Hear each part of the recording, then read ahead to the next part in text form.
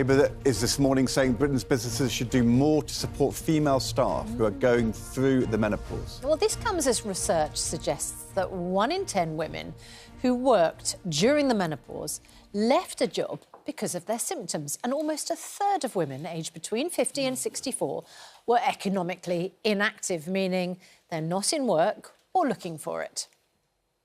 With us here to discuss this is the Shadow Secretary of State for Women and Equalities, Anneliese Dodds. And from Somerset, we are also joined by the author of Cracking the Menopause, Mariella Frostrup. Very good morning to both of you. Mariella, here on this programme, one of our presenters, Rob Rinder, tried on a sort of contraption which gave him the impression of having a hot flush. Charlotte was on, actually, with him at the time when that happened.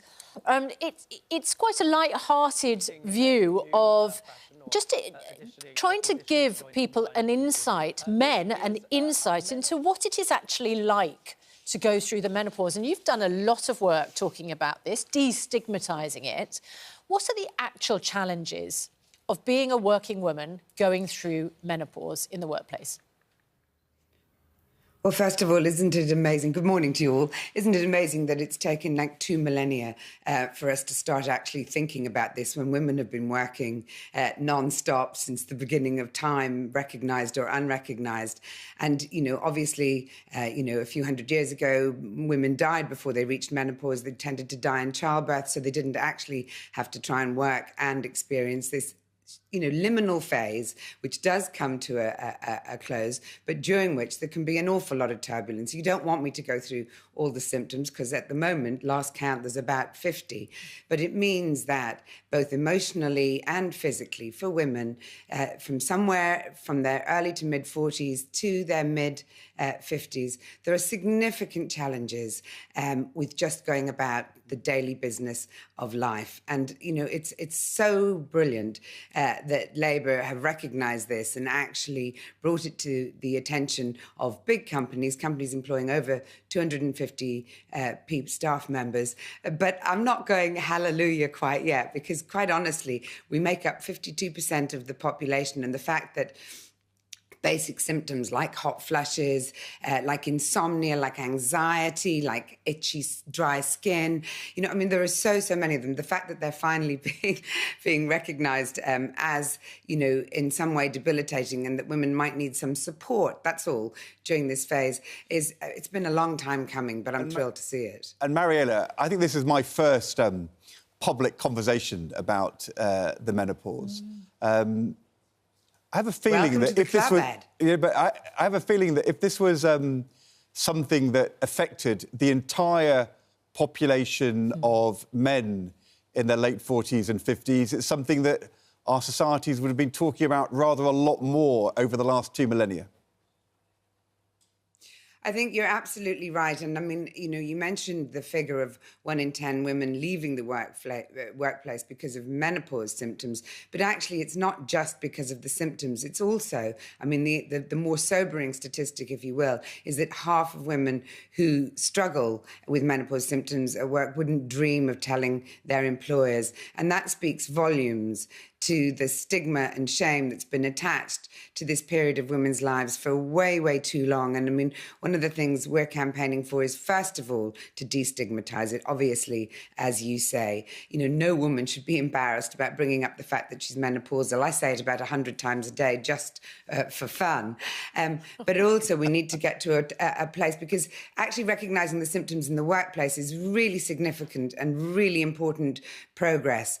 But actually being able to go to a GP and have them recognise your symptoms is also a bit of a lottery at the moment. We're delighted that the government's brought in this single prescription prepayment charge, because it makes HRT affordable for women. But the thing that we haven't managed to tackle yet is the fact that there's so little education about menopause. Women really struggle to get a proper diagnosis. So many women are put on things like antidepressants to alleviate the anxiety when actually they're in perimenopause. menopause. So the next thing we'd like to see is a focus on health education, both for women, for girls, for boys, for men like yourself, bringing it up for the first time on national television, Ed.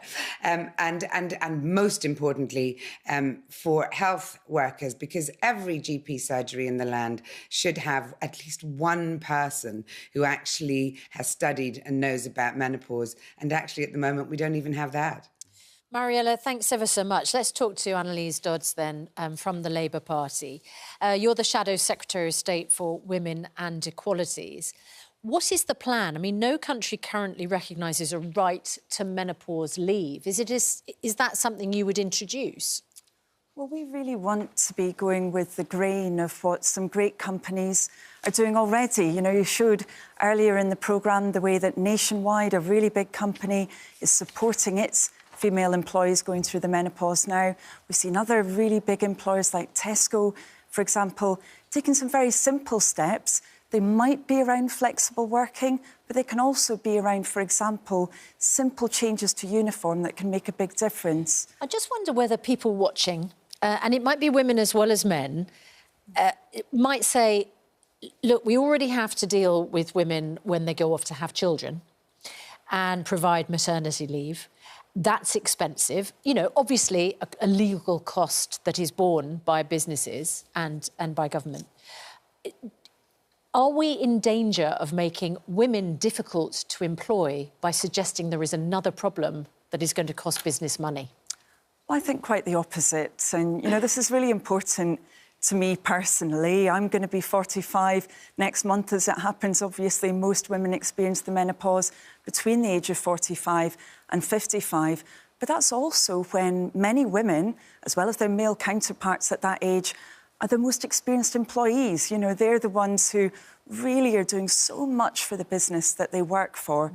And if you see businesses losing those women, many of them are because they're not able to manage their symptoms at the same time as staying in work. That's dreadful for those businesses. You know, for me, the question is whether we can afford not to take action on this rather than any cost of implementation. And what would the action be? Well, we've listened very carefully to businesses and indeed to women in the workplace about what works for them. So actually, every business will need to take different action. They understand what's going to support their women. Off? Would it be moments in the day when, you know, you could have a break? I mean, what would a Labour government, because that's what you're hoping for, introduce? So we've said that businesses need to be deciding this for themselves, and it will be different for different firms. You know, if there isn't a mandated uniform, then obviously it wouldn't be necessary to look at redesigning the uniform in the way that Tesco's has done and Nationwide, for example. So you're just saying to businesses it's something to consider? But that's important. Yeah. Because what Mariella said earlier, I think is absolutely critical. You know, I've spoken with women who felt that they couldn't raise the symptoms with their boss.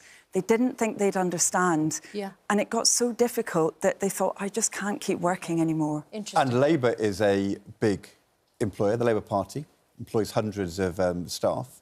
Is this something that the Labour Party has already done? Is there a Labour Party staff action plan yet? Have you got experience of how this would work? Is that something that the party could do itself? Yes, so we have been looking to support our menopausal women workers in the Labour Party. It's incredibly important for us to do that. What have you learned? As with all, well, we've learned that actually when you have that flexible approach, when you know that your manager is clued up, and when, for example, you've got a female worker who says to their manager, well, actually, I really need to get an appointment. Of course, we know how difficult it is often for people to get those appointments in primary care, that if they need that time off, that their manager will understand the need for it. And that really does make a big difference. These are simple changes, but they can be fundamental. Anneliese Dodds, thanks very much indeed. And Mariella Frostrup, thank you. Thank you, Mariella. To you as well.